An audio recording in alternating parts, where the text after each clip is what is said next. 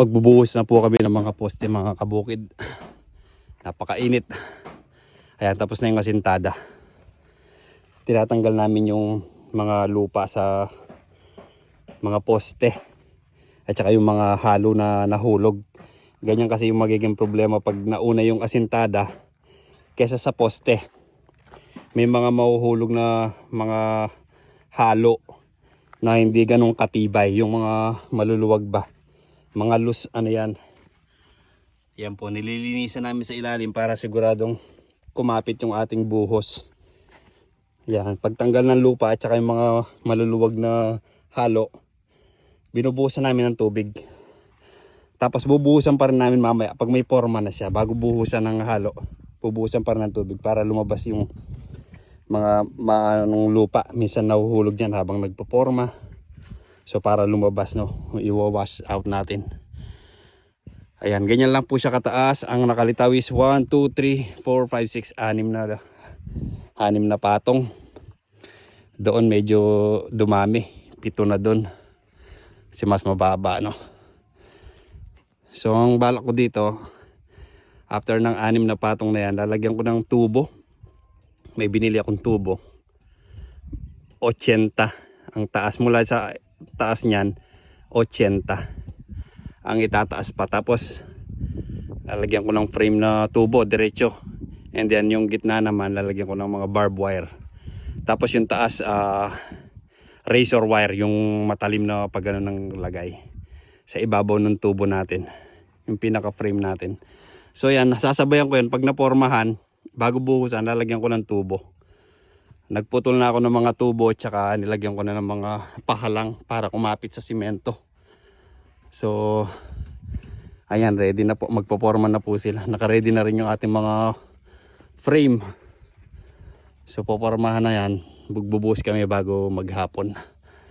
No, napakainit pero ganyan talaga yung trabaho. Kasama talaga yan. Ayan si IG. Tinatanggal yung mga maluluwag na lupa at saka halo para malinis yung ilalim ng ating pundasyon ng poste.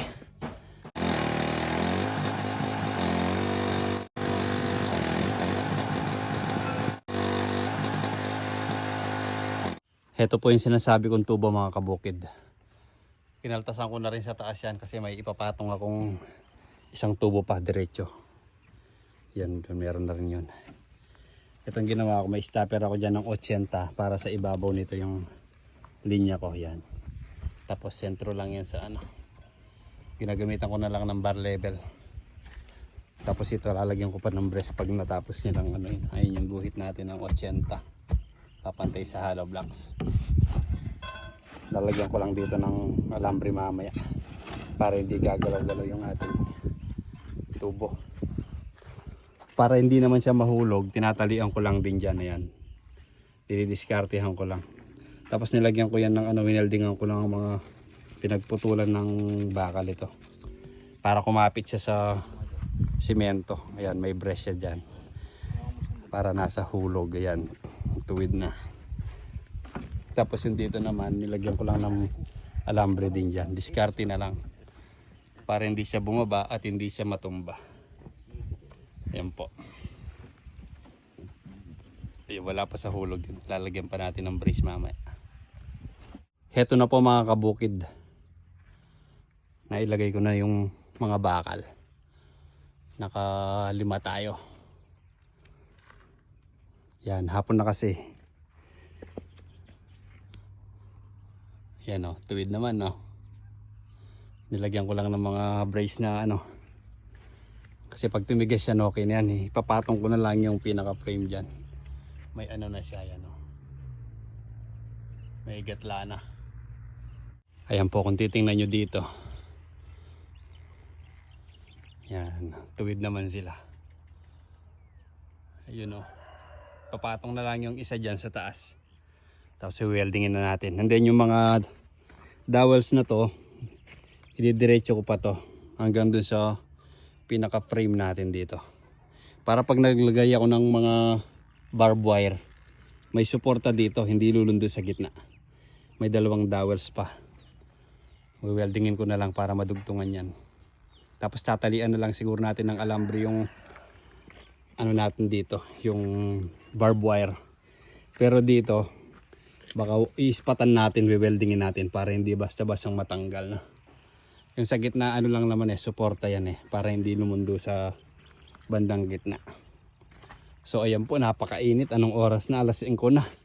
Nabitin lang yung isang poste. Naghalo pa sila ng konti. Pero alas 5 na. Miyerkules Santo na. Bukas di kami papasok. Sa Monday na. Ito kinulang pa to.